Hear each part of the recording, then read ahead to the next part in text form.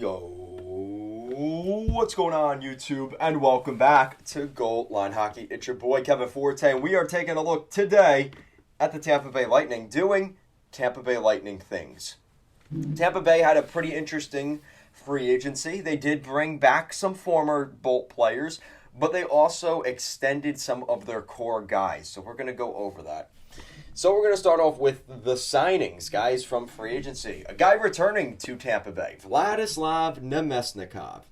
He's been bouncing around the league a little bit. He spent some time with the Rangers, spent some time in, it was Detroit most recently. Now he's back in Tampa, so Vlad heads back to Tampa. He's probably going to get a good opportunity here. According to Daily Faceoff, probably a third-line guy. I think this is a good spot for him. Probably might even get into the top six, depending on what happens with, say, a guy like Alex Killorn. But Vlad Namestnikov, really good addition there. And again, one-year deal, $2.5 million. No harm, no foul. I think that's a good pickup for them. They also bring in Ian Cole on the back end, a one-year deal, $3 million.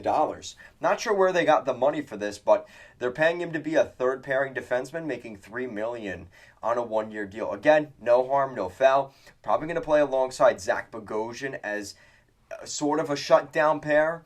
But their second pairing also is a shutdown pair, and we'll talk about that in a second. But I like Ian Cole. That's some depth to the blue line. And again, when you're trying to replace Ryan McDonough, they're not trying to do it by one guy. They're trying to do it by committee, and adding a guy like Ian Cole with the veteran experience he has, I believe he won a cup in 2018 with Pittsburgh, so there is that as well. Hayden Fleury also signs with the Tampa Bay Lightning. More of a depth signing here, probably a guy that's going to play in Syracuse with the Crunch, but he signed a 2-year deal at an entry-level contract level, basically. This is just another depth addition. Hayden Fleury was a former first-round pick of the Anaheim Ducks. He's a good prospect, if you want to still call him that. I believe he's 24, 25 years old. He was picked in the expansion draft by the Seattle Kraken, but obviously things didn't work out for him there, so he ends up going to Tampa Bay. I think that's a good opportunity for him coming to the Bolts. And now we look at the extensions, and this is really where the meat and the bones of today are going to lie. Mikhail Sergachev, the biggest contract of the day for the Bolts, 8-year deal paying him $8.5 million per season. Really big extension here for the Bolts. Sergey will be a member of the Lightning for the next decade. Really good signing here. And mind you, he still has one more year left on his contract that he already has. He's a year away from what would have been restricted free agency. So he still has one more year on his current contract and then another 8 years. So 9 more seasons of Sergey in Tampa Bay. This is going to be their eventual top pair defenseman at some point. But not as of today. And that's not a bad thing. Sergachev will slot perfectly into the top 4 alongside Erik Cernak. Really good defensive pairing. He's still very young. He's not even in his prime yet.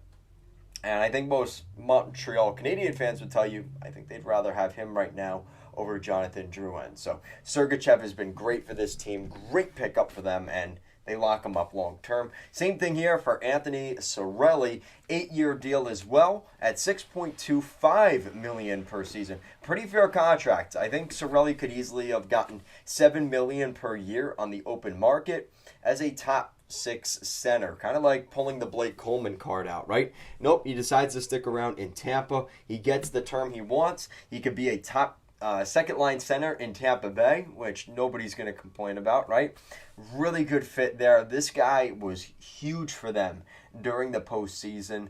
And, this is a guy that you're probably not talking about much, but in the playoffs, critical piece to the puzzle for them. Really nice to see him get that extension. And, of course, same thing here for Erik Cernak. And a pretty underrated defenseman on that group.